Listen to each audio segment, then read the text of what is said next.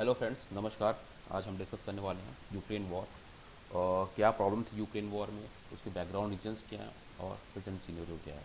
तो बात स्टार्ट होती है 1991। सोवियत का डिसइंटीग्रेशन होता है। उस टाइम जो प्रेसिडेंट होते हैं सोवियत के, वो होते हैं गोर्बाचेव। एंड एक एग्रीमेंट होता है कि नाटो एक्सपैंड नहीं करेगी। एक्सपैंड नहीं करेगी किधर?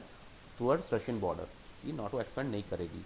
एंड कोल्ड वॉर क्या था? कोल्ड वॉर एक प्रॉक्सी वॉर था जिसमें यूएस एंड सोवियत कभी आमने सामने से नहीं लड़ते थे। यूएस मतलब पूरा वेस्टर्न एलाइज साथ में उसके। जैसे अफगानिस्तान आप ले लो, अफगानिस्तान में सोवियत ने एक्सपैंड किया, ठीक है। तो यूएस ने क्या किया काउंटर करने के लिए? उन्होंने अलकायदा को खड़ा किया, including Osama bin Laden as leader.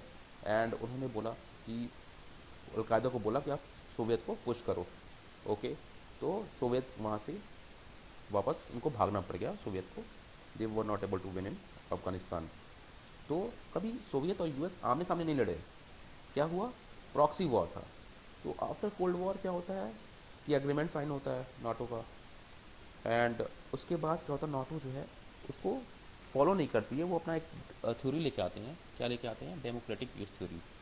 क्या ले आते हैं? Democratic peace theory. इसमें क्या होता है कि अगर आप डेमोक्रेसी को वर्ल्ड में एक्सपेंड करते हो तो चांसेस ऑफ वॉर जो है वो कम हो जाएंगे। चांस ऑफ वॉर है वो कम हो जाएंगे।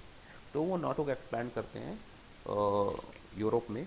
आप 1999 में पोलैंड, हंगरी, चेक रिपब्लिक को वो नाटो में लेते हैं। 2004 में लाटविया, लिथुनिया और कंट्रीज आती हैं। जो नेक्स्ट डिसीजन होता है 2008 में, नाटो बोलती है कि हम यूक्रेन और जॉर्जिया को नाटो में इंक्लूड कर रहे हैं।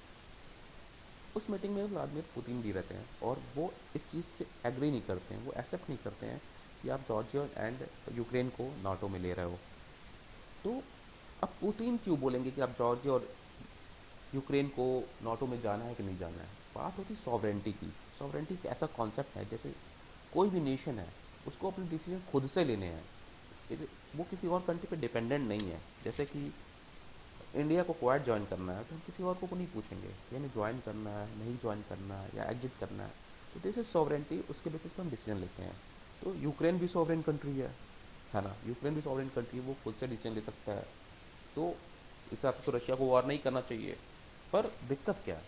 दिक्कत क्या है? आप ग्रेट पावर पॉलिटिक्स में आप इंटरनेशनल रिलेशन चीज़ें ऐसे नहीं चलती हैं। फॉर एग्जांपल आप मोनरो डॉक्ट्राइन ले लो। मोनरो डॉक्ट्राइन, इस डॉक्ट्राइन के हिसाब से आप वेस्टर्न हेमिस्फीयर में विदाउट यूएस परमिशन कुछ नहीं कर सकते हो। आप कोई मिलिट्री डील नहीं कर सकते हो। वेस्टर्न हेमिस्फीयर मतलब अटलांटिक के वेस्ट में आप साउथ अमेरिका ले सकते हो और नॉर्थ अमेरिका ले सकते हो। सो आप देखो कि जैसे क्यूबन मिसाइल क्राइसिस का एग्जाम्पल है। क्यूबन मिसाइल क्राइसिस, उसमें क्या हुआ था कि सोवियत यूनियन ने, जो उसके टाइम उसके प्रेसिडेंट थे निकिता क्रुश्चेव, उन्होंने क्यूबा में मिसाइल लॉन्च पैड लगाने स्टार्ट किए छुपा के। पूरा सीक्रेट मिशन था। क्यों किए? क्योंकि नाटो ने टर्की में मिसाइल्स लगा रखे थे रशिया को अटैक करने के लिए। और सेम उस यूएस को काउंटर करने के लिए क्यूबा में वो मिसाइल लगा रहे थे यूएस को काउंटर करने के लिए। और वहाँ पे फिदल कास्ट्रो थे उस टाइम पे क्यूबा में।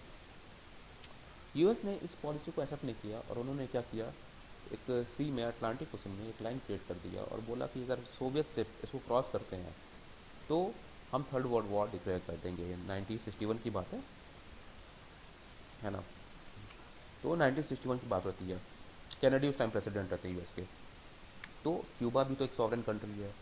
वो तो भाई डिसाइड कर सकता है कि हमें क्या करना है, नहीं करना है। बट आप जब एक सुपर पावर के आसपास हो, सुपर पावर के आसपास हो, तो आप ये सब नहीं कर सकते हो। क्यों? क्योंकि उनकी एक पॉलिसी होती है कि उनके आसपास की कंट्री अगर कुछ ऐसा करती हैं तो वो उनको अफेक्ट करता है ना। तो सेम चीज़ था रशिया का यूक्रेन के साथ और जॉर्जिया के साथ। इंडिया को भी ऐसा कुछ पॉलिसी लाना चाहिए कि जो हमारे आसपास कंट्रीज है, जैसे श्रीलंका ने चाइनीज़ वेसल अलाउ कर दिया। और वो वेसल क्या करते थे, हमारे सेटेलाइट्स को ऑब्जर्व करते थे डीपली। ऐसे हमारे कई सारे कंट्री आसपास जो हमारी सॉवरेंटी को अफेक्ट करते हैं, क्योंकि हम इंडिया को सुपर पावर कंसिडर करते हैं। तो आफ्टरवर्ड्स रशिया ने सेम चीज़ अप्लाई करते हुए उन्होंने इसको अपना ऊपर एक डेंजर समझा। समझा क्या? हाई वो डेंजर। और उन्होंने एक 2014 में उन्होंने क्रीमिया को कैप्चर किया। 2014 में उन्होंने क्रीमिया को कैप्चर किया। ओके। एंड उसके बाद आप देखोगे उसके बाद क्या होता है कि 2022 में वो वॉर स्टार्ट करते हैं, जो है ब्लैक सी को वो क्या करते हैं, उनकी पॉलिसी क्या है कि यूक्रेन को एक लैंड लॉक बना दो।